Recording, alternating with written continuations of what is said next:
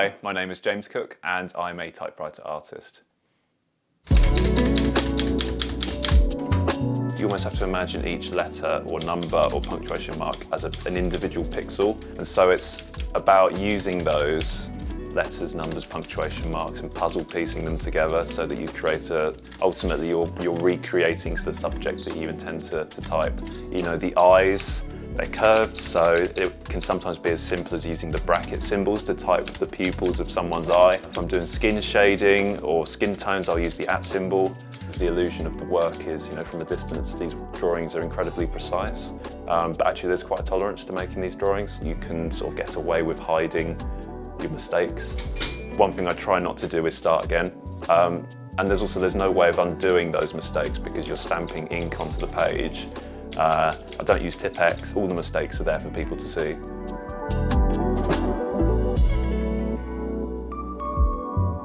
One thing I like to do is work on location a lot, and so I'll take like a portable typewriter with me, and because I'm based in London, so I'll go to like a nearby London landmark and do a drawing. Ever since I was a child, like the goal was to be an architect. I always wanted to draw buildings or design buildings.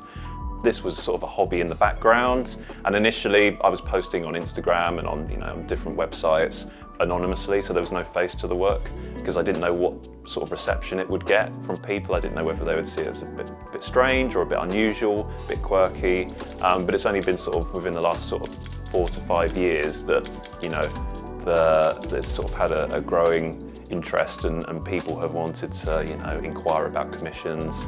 It's a really slow process. All these drawings take, you know, a small drawing will be a week, whereas, you know, one of the largest pictures that I've got on display, that took 2 months to type.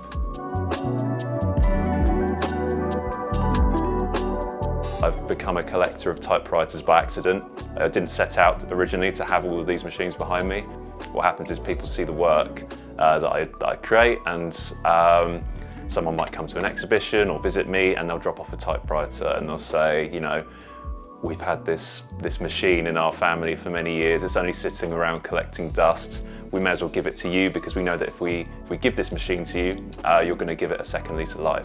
The one way I would compare them is kind of like how musicians use a musical instrument, where you kind of develop like a muscle memory. So like someone playing the piano, they become quite familiar to like the weighting of the piano keys. And this is quite similar with typewriter art. You know, the placement of the switches, the levers, the movement of the carriage, the weighting of the keys, they're all really critical into making very or incredibly precise drawing. I'm yet to collect a typewriter that has Chinese text or language on the machine, and also their machines, just in appearance, look incredibly different to you know, typewriters that have English language on them, and they work in different ways as well. So it'd be an interesting challenge for me to use a different machine to make a drawing. So again, if anyone sees this and also has a machine that they would like to generously donate, then yeah, I'd be more than happy to take one on board and make some typewriter art with Chinese text.